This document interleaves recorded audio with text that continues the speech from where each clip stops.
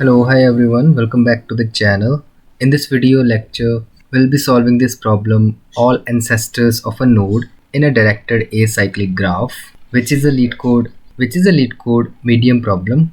In this problem, we are given a positive integer n representing the number of nodes of a directed acyclic graph, that is DAG. The nodes are numbered from 0 to n minus 1, and we are also given a 2D integer array edges, where each element in this edges array is basically a pair representing a directed edge from the first integer to the second integer, where those integers represents the nodes. Find the edge is unidirectional, that is from the first integer towards the second integer. So what we have to do in this problem is to return a list answer, where answer I, that is the ith element in this answer array, is basically the list of ancestors of the ith node, and these ancestors must be sorted in ascending order. So a node U is an ancestor of another node V if U can reach V via a set of edges. So that's what we call an ancestor, and V is a descendant of U. Fine. In the input will be given an edge list from which we can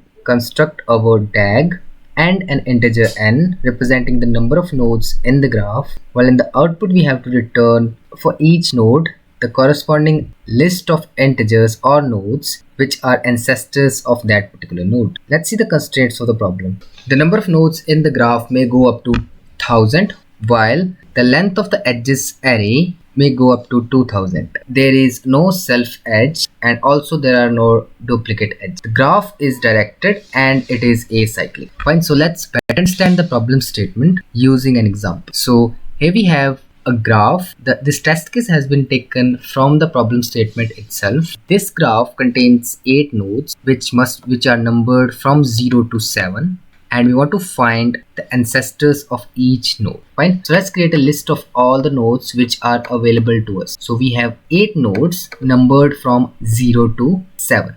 Okay, so these are the nodes, and for each node we have to prepare a corresponding list representing the ancestors of that particular node. So let's start from node number 0. We can see that there is no ancestor for node number 0. That is, there is no node from which we can start and we can reach the node number 0. Fine, so we have no ancestors for node number 0. So the list for node number 0 would be empty. Then I go to node number 1. Same goes for node number 1. We do not have any ancestral node for node number 1. So the list for node number 1 is also empty. Same is the case for node number 2. We do not have any ancestral node for node number 2. So the list for node number 2 is empty as well. Then we go to node number 3, this one. We can see that we have node number 0, which is the ancestor of node number 3, because we can arrive at node number 3 starting at node number 0. Similarly, we have node number 1 as ancestor of node number 3 because we can arrive at node number 3 while starting at node number 1. So we have 2 ancestor nodes for node number 3, that is 0 and 1. Then we move to node number 4, and let's count the number of ancestral nodes for this node. We can see we have 2 ancestor nodes, that is node number 0 and node number 2. So we can push these nodes as our ancestral nodes for node number 4, that is 0. Go to node number 5. We can see that the ancestral nodes for node number 5 are 3, 0 and 1, because these are the nodes from which we can reach node number 5. Fine. Since 3 is the ancestor of node number 5, all the ancestors of 3 will also be ancestors of node number 5. So I include 3 in the list of node number 5 and the ancestors of node number 3 as well. So what are the ancestors of node number 3? You can see they are 0 and 1. Then we go to node number 6. We can see that 3 is an ancestor of node number 3, is an ancestor of node number 6. You can see that 3 is an ancestor of node number 6. So we include 3 in our list. And all the ancestors of node number 3 are also the ancestors of node number 6. That is node number 0 and node number 1. Also, node number 4 is also an ancestor of node number 6. So 4 is included in the list and its ancestors as well, which is 0, which is already there, and 2. Then we move to node number 7, and we can see the ancestors of node number 7. So one of the ancestors is node number 2 another ancestor is node number 3. So we include 2 and 3 as well as their ancestors of node number 2, which is, well, there is no ancestor for node number 2, and ancestors of node number 3, which are 0 and 1. Fine. So this is the given list that we have. You can start from node number 0. So is this the answer which we require for this particular graph? No, because we require the lists must be sorted in the increasing order of the nodes, but they are not sorted. So before we return the answer list, we have to sort them. After we sort these lists, we can return this list as an answer. Fine. So this is the problem statement, and we have to solve this problem using, so we have to solve this problem. How we can solve that? So let's see how to solve this problem in the next slide. So let's take a few observations which will help us to reach our final solution. So let's take a few observations which will help us to reach our final solution. The first observation is that this graph is a directed graph. It is an unweighted graph. Two things. And for each node, let's say node number 3, we want all of its ancestors. We want 0. We want to find the ancestral nodes for each node. Let's take node number 1. So for node number 1, we want all the nodes which are ancestors of this node. That is node number 3, node number 0, because these are the nodes from which we can start and we can eventually arrive at node number 1. So I start from node number 3. There is a direct edge to move to node number 1. So this is an ancestor. Same goes for node number 0. We can start at node number 0, move to node number 3 through this directed edge, then eventually move to node number 1 along this edge. And there is no other node which can lead us to node number 1. So how many ancestor nodes we have for node number 1? We have exactly 2 ancestral nodes. Okay, so same goes for node number 2. What are the ancestors of node number 2? Node number 5 and node number 0. These are also the ancestors of node number 4. So how do we prepare our answer list? So we can see that to arrive at node number 1, if we start from node number 0, then, so observe that if we start from node number 0 and then we move to node number 3, 0 is an ancestor for node number 3. Then we move to node number 1 and 0 is also an ancestor for node number 1. Fine. Similarly, we move to node number 5. Then we backtrack to node number 0 and then we move to node number 5. We can see that node number 0 is also the ancestor of node number 5. Then we move to node number 2. Node number 0 is also an ancestor of node number 2. And we backtrack and then we move to node number 4. And we can see that node number 0 is also the ancestor of node number 4. Fine. So what I'm doing here, I'm starting my traversal from node number 0, and for all the nodes which I can reach, for all those nodes, 0 will be the ancestral node. So in this way, all we have to do is to just start a traversal from each node, then move to all other nodes, start a traversal from node number 0, and eventually store node number 0 as the ancestor for all nodes which can be visited while starting from node number 0. Same goes for other nodes. We start our traversal from node number 3 and we make all its descendants, and for all of its descendants we make 3 as their ancestor. So that's all we have to do. So for that we can perform depth first search. So what do? We just start our depth first search from each node. So first we start depth first search from node number 0 and we perform our DFS, and for all of the descendants of node number 0, we store 0 as their ancestor. So let's dry run the idea which I want to explain here. So here I'm assuming that you have a basic idea of how depth first search works. So depth first search is basically a graph traversal algorithm which is used to traverse the given graph recursively. Fine. So we start our DFS from node number 0. So let's first prepare our list which will store the final answer. So let's start the DFS from node number 0. We also have to pass the ancestor from where we started our DFS. So since we are starting our DFS from node number 0, we are passing that node, and this is the current node. This is the node from where we started, and this is the current node where we are currently standing. So initially we are starting from node number 0, and this is the ancestral node as well. Then DFS will call itself recursively for its children. So for node number 3, it will recursively call itself. DFS 3, while the ancestral node is same, because this is the node where I started my depth first search. So I started here, I came here at node number 3, then from node number 3 I will recursively call the depth first search function for its child, which is node number 1. So DFS will be called for node number 1. So I will have DFS, the ancestral node, and the current node, which is 1. Fine. Also, whenever we call this function DFS, we have to push the ancestral node for the current node on which we are standing. So here at this point, I'm standing at node number 3 and the ancestral node is 0. That means we started our depth first search from 0.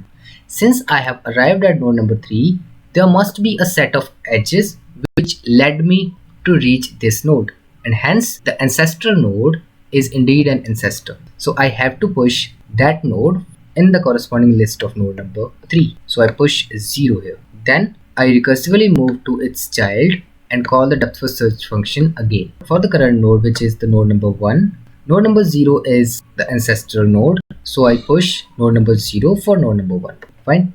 Then I backtrack to the parent calling function, which is DFS3. So I call the function here. So I backtrack to node number 3. This has been visited. Then I backtrack to the ancestral node, which is node number 0. From here, I move to node number 5 and recursively call this function for node number 5. So from here, I recursively call DFS. Ancestral node is 0 and the current node is 5. So for node number 5, 0 is an ancestral node. So I push node number 0 in the list of node number 5. And then I recursively call the DFS function for the left child, which is node number 2. So I call DFS for node number 0 is the ancestral node and 2 is the current node. So I push node number 0 for node number 2 as well. Then I can see that there are no children for node number 2, so I backtrack to node number 5. Then I call my DFS function for the right child. DFS 0 is the parent and 5 and 4 is the current node. Fine. So for node number 4, we can see 0 is the ancestral node, and then I can see there are no children for node number 4, so I backtrack to node number 5 here. Then from here, I have visited both of these childs, so I backtrack to the parent node, which is node number 0 here. Finally, all the function calls are popped out of the call stack, so I end my depth first search algorithm. And here in this list, I have made the entry for node number 0 for all of its descendants. Fine. Then I will start my DFS from node number 1, which will eventually store node number 1 for all of its descendants. You can see there are no descendants for node number 1, so the function ends right at this node. It will not call itself recursively. Then I move to node number 4. Same is the case of node number 2 as the case of node number 1. There are no children here. Then I move to node number 3 here. I can see that there is exactly one child for node number 3. And for node number 1, which is the only child for node number 3, I will push node number 3 as its ancestor. So for node number 1, I will push 3. Then I move to node number 4 and it has no child. Then I move to node number 5, and for node number 5, I will move to its descendants, which is node number 2 and node number 4. And for both these descendants, I will push 5 as their parent. So for node number 2, I will push node number 5 and I will push node number 4. Okay, so this is the list which is prepared at this point, and we can observe that since I'm traversing each node, or I'm starting my depth first search function from each node, starting from the node number 0 till node number n-1, the ancestors will be stored in the sorted order. We don't have to sort the lists after we push them into the lists. They're already sorted. So I hope you got the idea what we are performing here. We're just performing depth first search starting from each node of the graph, and for all of its descendants that we visit, we push the ancestor where we started our depth first search as their ancestral node. In this way, a list for each node will be prepared and a set of lists for each node of the graph will be our answer. Fine. So I hope you got the idea which I tried to explain here. Let's see the implementation for the idea which I explained here. Before you see the implementation, I would recommend you to code this solution by yourself, because that will aid to your learning, which I resized to n. Then I declare a direct child array which I resize to n. So this answer array will store the list for each of the nodes which represents the ancestors for that particular node. Then we have our direct child array where this is basically the directed acyclic graph. So we iterate over all the edges and we prepare our DAG. Then I start iterating from node number 0 till node number n minus 1, and for each node I call this function DFS from that particular node while I pass the ancestor node and the current node. Initially they are same, and answer array for storing the answer for that particular node. Let's see the working of this DFS function. So DFS function is simply a depth first search where we have our ancestral node as an argument, current node as an argument, and answer array which will store the answer for each particular node. Then I iterate over all the children of the current node, and for all of those children x is basically an ancestor. Fine. So if we do not have x already in the lists of those nodes, then I will store the x as their ancestor, and I will recursively call the depth first search function for those child nodes while passing the same ancestor node into the function here. So in this way the function works. Fine. Then at the end I will return the answer which is basically a list at the end of this function. Fine. So that's how this function is working. I hope you got the explanation here. If you have any doubt, then make sure to give your feedback and comment in the comment section so that I can improve according to your feedback. Let's discuss the time and space complexity. So here we have our time and space complexity. The time complexity for the given implementation is big of n square.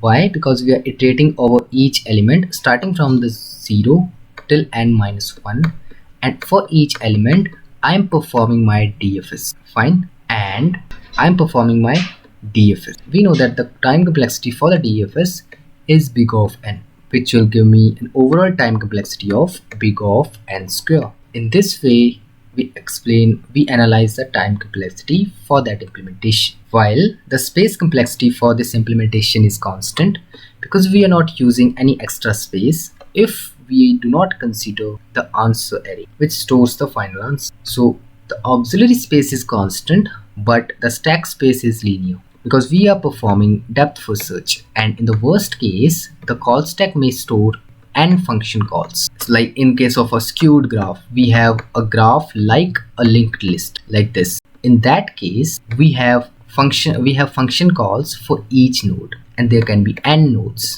and therefore the time complexity will be big of n. Fine. So let's see the code implementation of the idea explained here. Okay, so this is a solution class which has two functions, DFS function and get ancestor function. Ancestor node from where we started our depth first search, the current node, the answer node, and the graph. So first let's declare a graph and an answer array. The graph will store the DAG which we have, and the answer array will store the lists for each particular node or the ancestral lists. Then we prepare the directed acyclic graph from the given edge list. Then I perform my depth first search starting from each node of the given graph, that is from 0 till n minus 1. While at the end I will return the answer array which stores the ancestors for each node of the DFS function. So we know it is just a depth first search.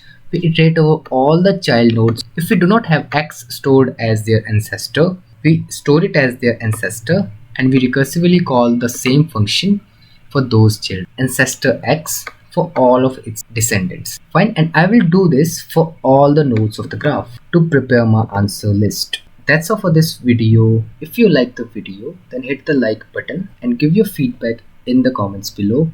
I will see you in the next video. Till then, take care. Bye bye.